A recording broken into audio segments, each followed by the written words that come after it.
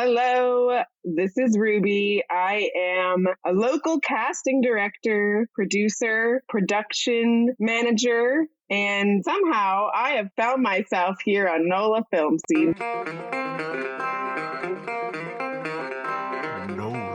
Film Scene. Hello, welcome to NOLA Film Scene with TJ and Plato. I'm TJ. And as always, I'm Plato. We're back with another episode of NOLA Film Scene. We're here with casting director and producer Ruby Green. Ruby, thank you for joining us. You're welcome. Thanks for having me, and can't wait to get into it. I'm excited. Excellent. Okay. That was good. Radio is interesting. I listen to a lot of podcasts, so I'm like, it's always been like, what's it been like to record that? I'm happy you're doing more because I saw that you guys, it was like a finale, and I was like, oh no, I hope I didn't reach out just in last, but yeah, exciting. Yeah. We overworked TJ. Nah. When we started, because I'm not a technophobe, but techno timid, I guess you would say. Okay. And so he was doing it all, and I didn't know how bad it was. And a few weeks in, he goes, man, I'm not even having time to audition. I was like, what? Oh, I didn't know. And I said, I'll just buy the Adobe package. So I edit it together, take the air out, make it flow nice and right, hand it over to him. And then he plays sound engineer. He is a sound engineer with it. I don't want to disparage what you do, TJ. Don't piss the guy off. He'll make you sound bad. Yeah. No, I wouldn't. I know you won't. It's a pleasure, Ruby. It's good to see you again. Yeah. Wonderful. Excited we can make it work. What's up with you guys? Well, auditioning for some great casting directors like you. We all met on my second Thirst Trap. That's right. What that is, it's a vampire short to the folks out there, set in New Orleans, involves tourism. And when our friend Josh Stevenson, director of Death Trip, reached out to me and said, hey, you want to come do this scene? I was like, cool. It's a vampire short. Cool. It's called Thirst Trap. You know, I've already been in that, right? He's like, what? And it was already completed. So, and that's fine. I'm in 1 and 2. I have been challenged by the director of the first one that I have to write my own Thirst Trap now. I don't want to give it away, but I'll tell you here, calling it Thirst Traps. And then I want Lizzie and John, both of them to be in it, if not everybody who's been in both. But anyway, that's all I'll say. Absolutely. No, yeah, you were one of the first people that brought that to our attention. For the people listening, I'm the producer of Thirst Trap. It is a short film, independent short we made in March of 2023. And Brian, you were one of the first people to bring it to our attention that there was other Thirst Trap short films that existed. And not only with the same title, but essentially with the same premise. Our Thirst Trap is about French Quarter dwelling woman turned vampire who goes on dating apps to find her victims. And that had been done like after some research. Now, like there's like 2 or 3 other short films with that same kind of premise. Ours is different, and I think ours is the best one. But yeah, that's definitely been an internal joke. Lizzie and I were joking the other day about we need to do a Thirst Trap multiverse crossover of all the different Thirst Traps because this is the same world. But yeah, does the other Thirst Trap director, is he aware of our project? Have you spoken with him? He is aware of our project. Okay. When not the Kickstarter, but the post-production GoFundMe, because I was going to push it, and I did. And it's like, it's not like I had to tell him, but it's like, dude, I'm about to start promoting this. Yours is just starting for festivals. He's like, that's cool. You know, it's not like it's different enough. That one is more the vampires go on a dating app and bring in a victim, you know, and it's a short thing. And I'm a country bumpkin tourist who gets eaten in that one. And in yours, I'm in a bachelor party, rowdy and nasty. And I go on a tour, but I won't tell the folks at home what happens to me. You'll have to see it one day. Yeah. And that's kind of been a question too, navigating as, I guess, in my role, like, do I reach out to, should we come together? Like, even from the beginning, I was like, should I reach out to this director, these people that have done this project? Is there a conversation that needs to be had? Is this should we change the name? Is this going to be weird if we're submitting in the same year they're submitting to festivals? It sounds like they've already done their submissions for the most part, but yeah, I think we definitely are cutting edge above them, and it's like a slightly different thing, but we're rolling with it and we're sticking to our Thirst Trap. And maybe one day we can do a crossover of every one of them because there's a lot. I love them both, and they're different enough to be different. For lack of a better it's term. fun. Yeah. And it was, Yeah, crossover would be fun. Yeah, definitely. Thinking about it too as a series, because we are having that discussion now. We're buffing up all of our profiles, getting the file and the package ready to submit this coming month. So Lizzie and the team, we're sort of writing it like, oh, it's a pilot, but it also is a short. And in that conversation of like, this could be a pilot, you start thinking about the episodes. And for some of these series specific festivals, you have to put together like a series outline. I don't know. Definitely there's like a multiverse, like in all these episodes, there could be multiple vampires who are all friends and anyway. Yeah. So it's been fun to think about that. And we're sort of have to come up with how can we also sell this as a pilot as well, maybe. Yeah. Excellent. Yeah. Oh, that's cool. And it could be. I do think it definitely feels more, the structure of it feels more pilot than a traditional short film, but it's still like a 30-minute long form short film. So fingers crossed on all of that. Yeah. Fangs crossed. Yeah, I can't wait. We have to come up with more puns because that's kind of been our whole social media strategy. Yeah, and it was really wonderful to have you guys. Yeah, thank you. Yeah, people like that on our shoot, like you guys coming out for this vital role as like a big late night crowd scene is just so helpful and like helped make everything possible. That's how we basically made this movie, was from people in the community that wanted to share their talents and skills and be a part of it, for the sake of it. So that was nice. Yeah. I don't mind. Not that I want to do everything in life for free, but it was for lunch. It was for friends, and it was a chance to play. It was great. Yeah.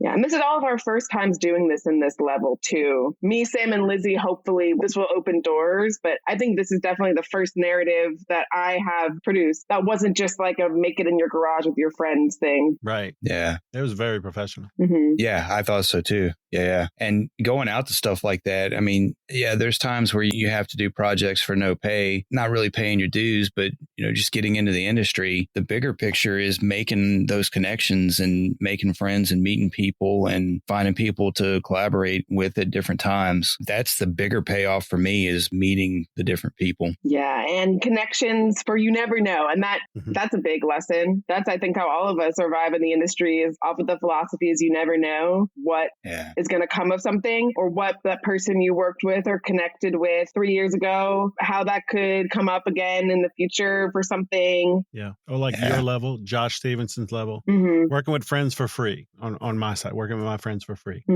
But I believe that y'all have the talent and the will and the professionalism to go to the next level, so that when you start paying people, you can be like, remember that bald guy? Yeah, he was pretty cool. Let me give him a call. Mm-hmm. You know what I mean? Yeah. Not that that's why you do it, but it's an added benefit. Oh, yeah. That's part of the making your connection there. So to switch gears a little bit, Ruby, I almost said Roby.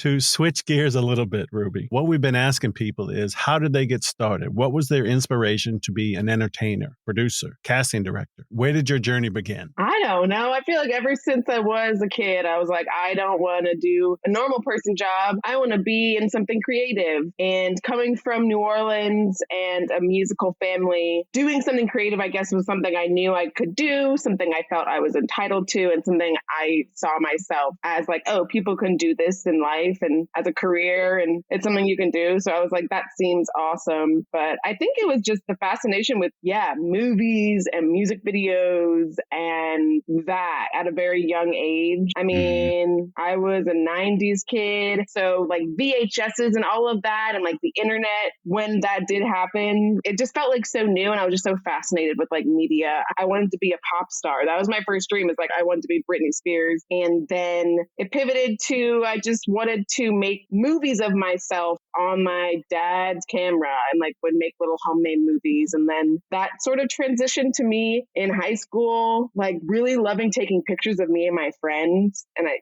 kind of coincided with the whole era of like going out, like indie sleaze, like everyone taking pictures and like posting it on MySpace and Facebook. So that's like how I guess looking back, I'm like, oh, that's like documentary film photography. Right. And I was like really fascinated with like capturing me and my friends' stories at this time. And then I actually wanted to be an actor. Yeah, I went to New Orleans Center for the Creative Arts for drama. And that sort of followed the like wanting to be a musician on stage. And I was like, oh, let me I guess I want to be an actor. But that still just stemmed from just being like, oh, I really just want to be in the movies, or I want to work on the movies, or I want to be involved in that. I just, whether it's like the glamour, the capitalism, just what I was surrounded by. I don't know. I wasn't surrounded by people like baseball or sports people. I was just surrounded by like watching movies. So I was like, that is what I want to do. Their creativeness, the creative community touched you. You didn't even have to think about it.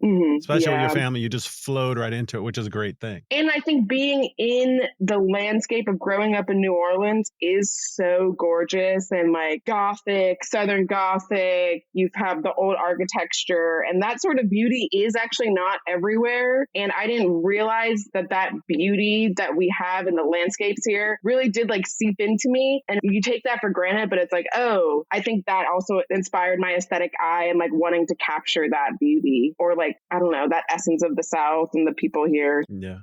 I wanted to be an actor. I was at drama school, and that high school program really pushes for all those students to go get their BFA. So I did all the auditions senior year. I went to NYU and got my BFA in drama from NYU, like directly after high school. And then I got a minor in producing because I realized acting was really hard to bank on about like sophomore year at Tisch. And I was like, I should probably pivot to like film classes or like learn how to work a boom so I can at least have like a skill when I graduate and like get a job, because this is a fancy degree. I'm getting in a lot of debt. I'm kind of freaking out about like graduating with the BFA now. I didn't switch majors because it would add years, it would add money, it would add credits I had to make up, and it wasn't financially like wise or logistically wise to like change majors mid-schooling. So continued with the acting, and obviously had some amazing teachers. Like that's like was a dream scenario, a dream school for a lot of people. Like couldn't believe I was there. But yeah, then after that, I needed a job and was living in New York and was like, I'm just going to start PAing. And then just started like hitting the ground, Facebook groups, emails, I'll PA, and like started learning the ropes of that, and basically decided that my film school was going to be in the field working on set. And you know, you don't have to have a degree to be a PA or be on a film set. You don't need any schooling. You can just do that. But yeah, NYU was hard. Like I realized that it's like super hard to be an actor, and I don't know if I'm cut out for it. Am I talented enough? The competition here is so fierce. I was young. I was 18. I was like trying to have fun in college. Like I wasn't really ready to be in like Juilliard status and think of my career like that. I felt more ownership in going back to like, I want to be a filmmaker. And yeah, then casting came along through an internship in college as well. That was just, I needed an internship, and my friend was a casting intern for this photographer, Ryan McGinley, who's a pretty successful, famous photographer who was big in the early 2000s in the Lower East Side New York scene, and like came up in the early 2000s and now does photography for Vogue and Beyonce and Harry Styles and all this stuff. She hooked me up with an internship as a casting intern for that. Just I needed this credit, and it was super awesome, super exciting. I had to go with the casting director and street scout models because he was doing like a yearbook series, an ongoing yearbook series where he would photograph New York people in a studio in like a yearbook setting. So we were scouting for that sort of ongoing. And through that, I got a street scouting. I had pictures of people on my phone and I had their contacts. And I was like, oh, I actually have like a portfolio of people that I've scouted on the streets. So I started like applying to more assistant jobs because I was like, oh, I actually have a resume or a portfolio now. And then it kind of snowballed from there. I can go into the more recent history, but that's the origins back to just like wanting to be Britney Spears. Yeah. Oh, yeah, that's awesome. Yeah. Yeah, we love origin stories. Yeah. I mean, who didn't want to be Britney? I know I did. That's all it was. And I never looked back. Still Oops, I did that. it again. Yeah. But the acting thing, I think, has totally helped me with the casting thing. And as a director, casting director, having done acting classes, being familiar with the acting techniques and what it is like to be on the other side really helps. Yeah, I could see that. Mm-hmm. And now at this point, it's like, well, what else am I going to do? You know, you can't switch goals now. I'm like, well, I'm in the film entertainment industry. We're going to try to make it work. Like, yeah. Definitely. TJ, do you have a question? Because I didn't want to monopolize it. No, I did, but I lost it. Okay. I got caught up with what she was saying. Got intrigued. Yeah, for sure. Cool. As a casting director, because we talk to a lot of actors, what would you say to up and coming actors? Just some tips, some hints, way to calm down and not worry if you're going to get the part. Anything you'd like to say to them, help them out. I would say definitely don't overthink it, because you're thinking about how you're being perceived like thousands% more than the other person is thinking about it. Also, the number one thing and like the number one, like, okay, are we engaged or not? Is like, are you comfortable? I know if you seem nervous, like on the self-tape, or if you don't start with just a strong, like, hi, hello, like, you know who you are. I think that is when like we disengage, but just like confidence in who you are and simplicity in that. If I were to whittle it down, we're not overthinking it, and don't let the overthinking get it in your head. That's what I would say. Excellent. We can get more into that conversation, but most of the time, if it's like a self-tape, people look through those, like, you know, it's like quick, like boom, boom, boom, boom, boom. I'm looking through self-tapes and we're stopping on just like a hint, even if it's not like a perfect acting moment or a perfect line. It's like, I could just like the way that person looks, or the way that they're holding themselves seems similar to the character. Very small things like that. You know, within a minute or less that I'm watching it or next. Or it's like, you know, within a minute or less if they're going to go to the next round, right? Obviously, when you're coming to like the decision of like, am I going to cast? That's like a more debate. You whittle it down between like 3 people. But in terms of like callbacks and like next round pushing through, you kind of, you pretty much know quickly. Yeah. But I like to go through and take time. I'm not one of those super busy Hollywood casting directors at this point who has like 2 assistants looking through the self tapes. And I think because being an actor, like, I really do like to give it all of the time and give it with like a grain of salt, like everything, because I'm still building up my credibility and roster as a casting director. So I want to be able to submit through as many numbers, just quantity, as I can to show them that I can provide options. Yeah. But I definitely like combing through more. Sometimes it's honestly a technical issue too. I'm like, oh, I literally can only see half of their face. I literally can't hear them. I'm sorry. I literally don't even know what to do with this. I have to move on. I can't see you. I can't hear you. Your audio is like doing a weird echoey thing. I can't understand a word you're saying. And people appreciate that, just having that professional, clean, like, that's the first step. Please just like, can I see your full face? Yeah. Yeah. It seems basic, but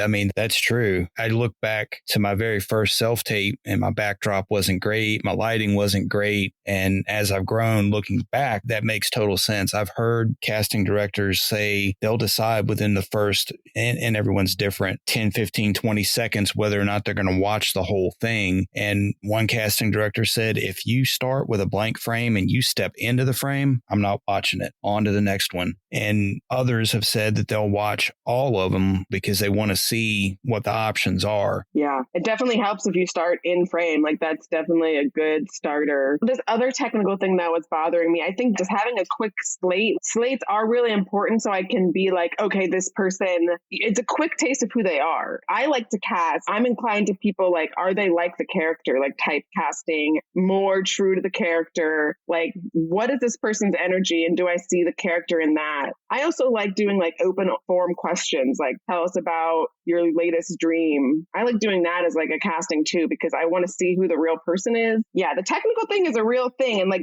that's professional. It's like, okay, this person's with it and they're taking care in that aspect too. So do you prefer to see more of their natural self in the slate or more in character in the slate? I think I like to see in character. Oh, wow. Whatever the character's and whatever the actor's interpretation of that character is. Yeah. I think that really helps. I do. Because it's like, if you're auditioning for Jeff, I want to see how Jeff would say, hey, I'm Jeff, just woke up, but here's my audition tape. Like, if you're auditioning for a stoner, I think that's a really clever way to bring us in. Hey, I'm auditioning for stoner number 1. I just woke up, but my name's Jeff and I'm auditioning for Larry. Like, I don't know. Interesting. But I don't know if that's industry standard. I kind of like that, and I think it would help me. I'm still learning what industry standard is, and I'm still trying to always work with more established casting directors or agents to like see what that protocol is. But casting is like kind of the Wild West. There's a lot of like different people in casting that do different projects that work different ways, from like street casting, fashion casting, all that stuff. Yeah. But I don't want to say a specific thing, but like I think they both work. I want to see TJ, or I want to see like the character and a little TJ. Like I don't want to see a big caricature of it. I still want it to be minimal and natural. Yeah. But a little bit of that character in the slate, I think, is nice. It transitions you into the scene too. Yeah, that makes sense. Mm-hmm. So what you're saying is the slate should be first. Yeah, I like to see that first, just from an organizational, a logistical, and so I can keep straight of who I'm watching right now and what their height is, you know? Yeah. Yeah. I think slate at the beginning. I've been doing separate clips on Actors Access. So take one, take two, slate. That works too. That's not a bad. I just think when people put like it all in one video, like they edit the slate and then the thing, it's like clean. And I can just click on it and be like, oh, there it is. But I'm the one looking through Breakdown Express. I'm the one opening the videos. And whenever I send it through to the clients, like they still see it. But I think if you are really busy, it's just one less click you have to do. I have the slate and the scene all in one video already. And that's kind of it. It's like, okay, sometimes I'll miss it because I click on the slate again. Gotcha. Yeah, I always just do it whatever they say in the instructions, because every casting director is different on how they ask for it. Some want it separate, some want it together. And I try to adhere to what they want, because I mean, I feel like if you don't follow that simple instruction, they're going to see you as somebody that can't follow instructions. And that's somebody that can't really perform on set. Great point. Number one rule, follow instructions and be responsive. Like that obviously is number one. Follow the instructions, and every casting director is going to have a different like submission request. So you can adhere to that specifically. Yes, great. First of all, because if you don't follow instructions, it just like adds more time and a little inconvenience. If you do want to contact them, it's just more like, okay, well, they didn't follow instructions, so let me try to, wrangle this in. You know, I've got a question in the notes at the bottom at the end. Do you prefer to see something in there every time? Like, do you want to see something down there? Yeah, that's a good question. And I sort of, from doing more of the stuff, I'm like realizing what the function is of that thank you, of the notes. I kind of think it's nice when people just put thank yous for the opportunity. It's just like this like polite note. That's what I see it as. The only other notes that's very crucial is I am able to work with a New Orleans local. Like, I think for someone like you, you're listed as New Orleans. So like you wouldn't have to put that. But a lot of the times I'm doing local projects and there's like Florida, Atlanta, Georgia people. And I have to go through, I'm like, are you New Orleans?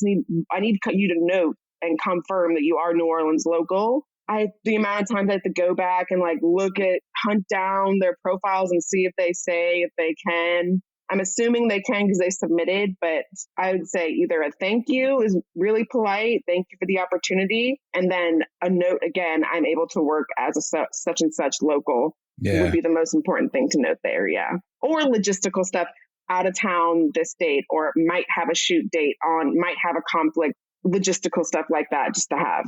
Yeah. Now, do you see the notes at the bottom before we submit our media? Or do you not see it until after we upload our media?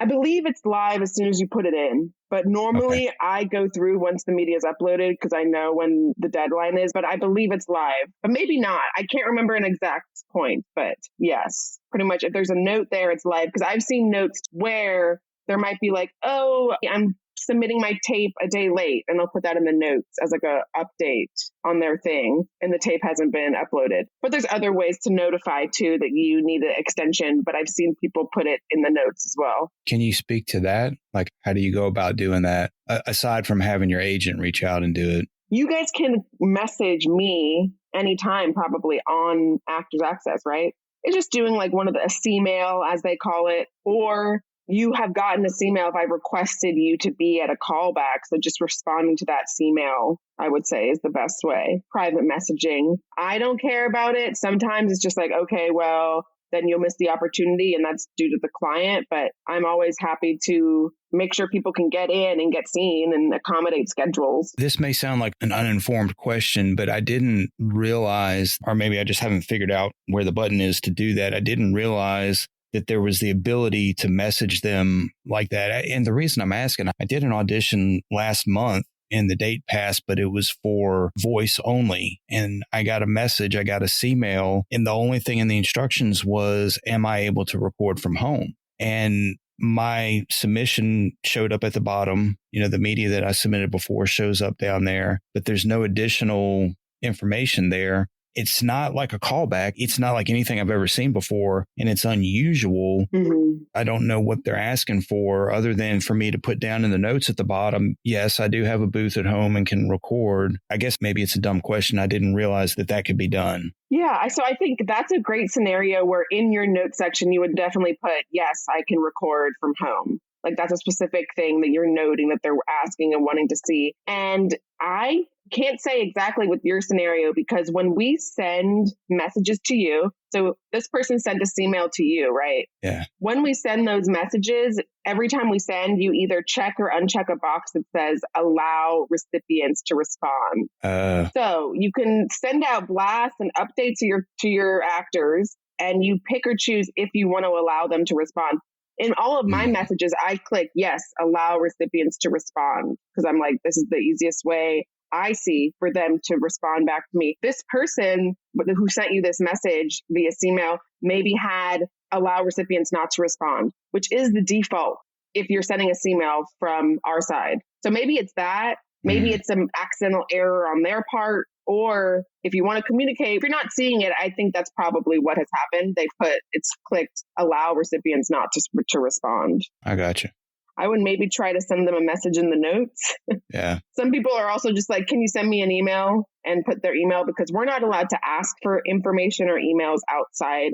You guys have to provide that. You realize that, right? If I ask you, I could get banned. What? I didn't realize that. For like Zoom calls, Zoom auditions, right? The easiest way for me to do that is just to upload it onto the virtual callback portal on Breakdown Express. If I'm going around messaging all of my actors, hey, what's your email? I'm going to send you a Zoom call for the audition. Breakdown Express that's against their policy because I'm asking for private information from actors and sending them to a second party via email. So there's like a workaround where I can put the Zoom address as the location in the portal, but it's actually kind of funny. A lot of the times I'm like, is there any other way I can contact you with updated details? And then like people will I'll sort of prompt people to send me maybe their email if I don't have it in like weird terms, because I've almost gotten banned before for like blatantly even in my casting calls saying, please put your contact information. Like I need your phone, email, and this.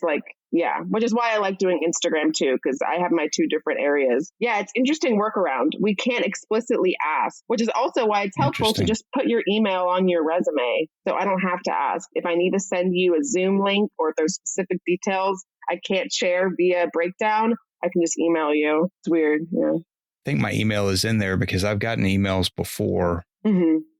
Outside of it.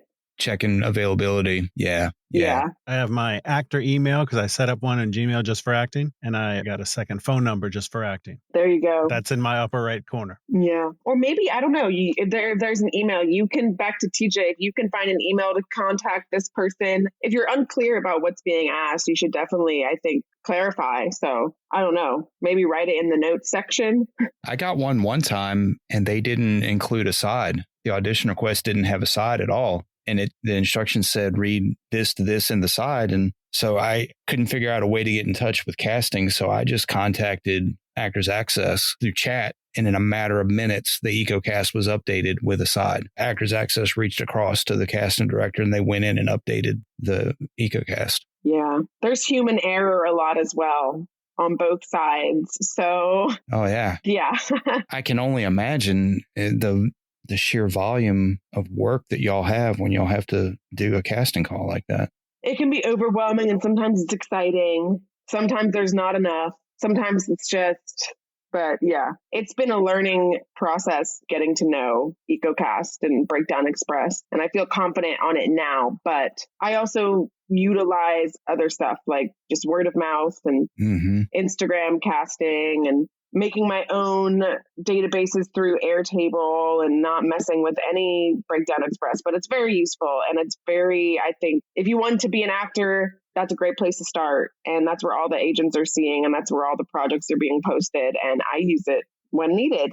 Do you use any other casting sites? I have used like casting networks when I was doing stuff in LA. Here, I'm pretty much doing Actors Access or Instagram. Or my website. You're not going to find much here, Louisiana. And I'll use background for like extras casting and stuff. Oh, yeah. I'll use, what's it called? My casting file. But yeah, I feel like in New York or LA, there's more databases that are more populated, but those are kind of the main channels for New Orleans based stuff, I would say. Yeah. Yeah. Playbill. I haven't used Playbill, like Playbill if you're doing a play, but yeah. Sometimes I also run ads in Anti-Gravity. That's another thing I like to do. Anti-Gravity, you know, the local publication, free publication, alternative publication. Yeah. I was trying to think of something in the industry and I'm going, but yeah, I know what you're talking about now. Yeah. So sometimes I post casting ads in there, which is always fun. Man, this is cool to get insight like this. Definitely. For me, the slate part, I was like, oh man, even putting it together, I thought the slate was supposed to be at the end. So now it's like, all right, something else I got to think about, which is great. I mean, yeah, maybe it's just my brain, but I'm like, oh, it's more seamless because I actually know what this person's name and all their info before I watch. Mm-hmm. And there's no one set rule to any of this. You know what I mean? Everybody likes it different. Everybody does it different with the general parameters. Yeah. And I think we've been transparent about so much of it is cosmetic details. Your height. Do you have a beard? Do you have red hair? What do you present like visually? So if we're transparent about that being such a trivial, but like that is a part of quick casting, I think you guys should just open with that because we are looking for those trivial physical attributes. Like, that's a very important part of if we can move you forward. Do you have the right color hair or do you look the right essence of this just off the bat? So I think if you put that information up front, because sometimes the actors, I'm like, are you putting it at the end because you think that's going to hurt your chances? But no matter what, those are just facts. And that's just either it's going to help you or not. So let's be transparent about it and put it at the front. Yeah. Does that make sense? I could see both ways of doing it, putting it at the front. I've always leaned more toward myself and not my character when I slate, because my thought process has been to show them a little bit of my personality because they want to get a sense of, is this guy a jerk or will he be able to be worked with on set or is he going to be hard to get along with? But I can see the other side of it too. And I can also see the value in putting it at the front for the height and the appearance, because you just may not, you may be 6 feet tall and the other lead actress may be 5 feet tall and it may not work in the scene. I mean, I see the value in that. Yeah. Or also sometimes it's the producer, the director's like, okay, all these guys are too short. I just got word from the producer that they're wanting to go in a more tall direction. So I have to go back to all my self tapes. I'm like, all right, I need to find more tall guys for them. I can now just go and say, oh, this guy's 6. Okay, I at least can send him this guy because he's a tall guy. Sometimes things change and it's like, it'll help you. It's like, I need someone, therefore I can quickly go back to people maybe that I didn't submit at the beginning and be like, oh, this person is taller, exactly what they're looking for when we send it. And it's just like easy, quick, to look up and confirm little details like that you may need to know. Yeah. Cool. So a lot of the time it's about you and just like, yeah. I'm more of just, are you authentic and are you confident in yourself? Yeah. Grounded is what I've been hearing a lot. That's the goal. I could see you playing like a very grounded, chilled out, I don't know, farmer or character or stoner. Like, that's just now the essence that you're giving too. Love that. Or what's it called? Buddha or some like hippie character vibe. Yeah.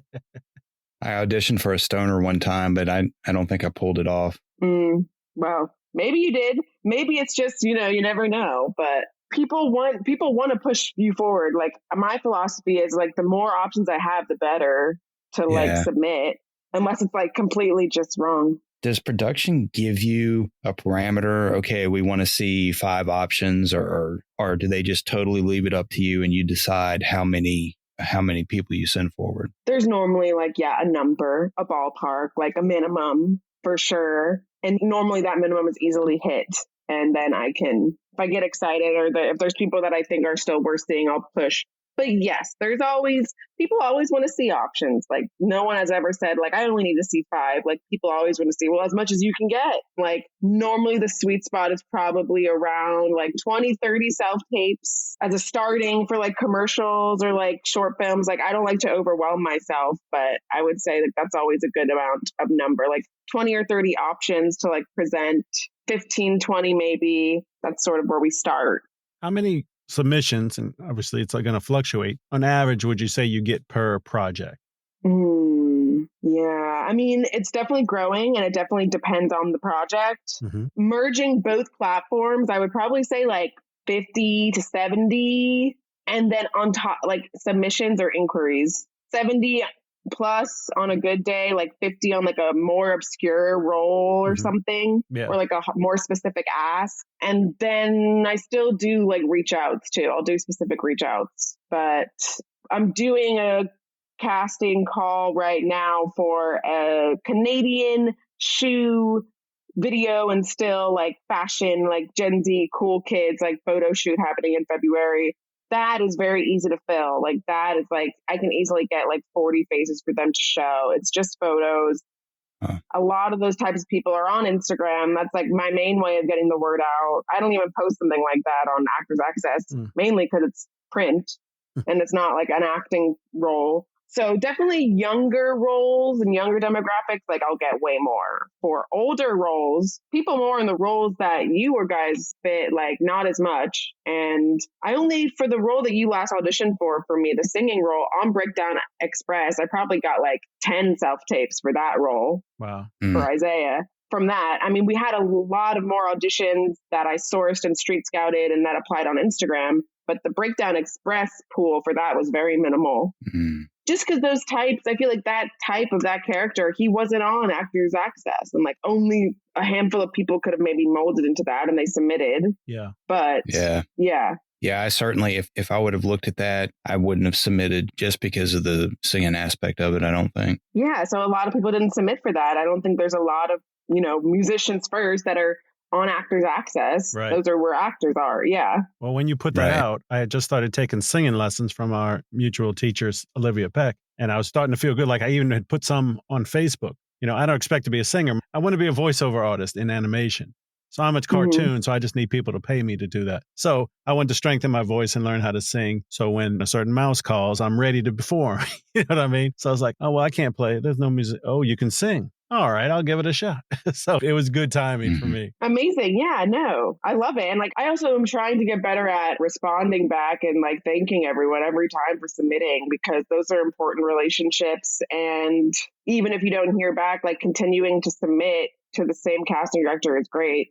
Sometimes I would think when I was like an actor, I was like, oh, I didn't get this role. This casting director must think I'm bad. I don't know if I can ever submit to them. No, you should still continue to submit. And I want to keep feeding those relationships with people who submit no matter what. That is helpful. And people get better. And if you're not right for this, you're right for the next. And it's not because you're bad. I'm truly appreciative and grateful of everyone that submits. Right. And want them to keep doing it. Yeah. I think can't even say in a perfect world, in the super perfect world, if there was a way for you to easily, almost like a rating system. Well, this one was a 5. You've improved since that. I liked your look, but it wasn't good for this. Send, where you didn't have to like type anything, so that an actor could get feedback and not eat themselves alive worrying. Obviously, you can't do that as a casting director. It's terrible, but that would be something to, if we could all communicate that easily with that. Yeah. I mean, honestly, a Breakdown Express does not make it easy to like, I wish I had everyone's email and I could just email. It's almost easier for me to email a blast thank you. On Actors Access, it's like hard to like send out follow-ups like that. And that's what stops me, because it's just like more of an annoying task. With the short film that I was doing, like Brett, the director, the one we were just talking about with the musician, he was like, I really want you to send out a thank you to everyone that submitted, because we had this huge pool of like 50 submissions from people that had sent in email submissions because they found out about the project not through Actors Access. So with that, I sent out a thank you and said, thank you so much for submitting. And he really wanted to do that because it is such a small town, relationships. We want to keep building. We don't want any bad blood. But yeah, I wish it were almost a little easier on Breakdown Express to have that communication between us and y'all. There's a little bit of a barrier behind the way Actors Access works. But yeah, don't worry and stress over it, because if you don't hear anything, you don't hear anything. And that's what it means. It's very lucky that it's very rare. Obviously, people don't say, sorry, you didn't get it. Like, if you don't hear, you don't hear. That's the no. Right. Yeah. Early on, an actor friend of mine, one of my early encouragers, after maybe my first or second audition, I asked him, do you ever hear if you don't book it? And he said, oh no, you're not going to hear if you don't. And he told me, just submit and forget. And since that day, I don't give it another thought. Either I hear from them or I don't. At that point, there's nothing else I can do about it, other than if I get a call back, then I can start preparing again. But I really do try to practice what I preach on that. It doesn't really bother me. I think it's good self-care, because that's the best way to deal with it. You don't want to drive yourself nuts over nothing you can't control. So I think that's the best way. Just submit it, forget it, move on, and you don't have to worry about it. It's not worth it. Totally. Yeah. I'm trying. I almost succeed once in a while. Anyway. Yeah. So we're coming up on that time.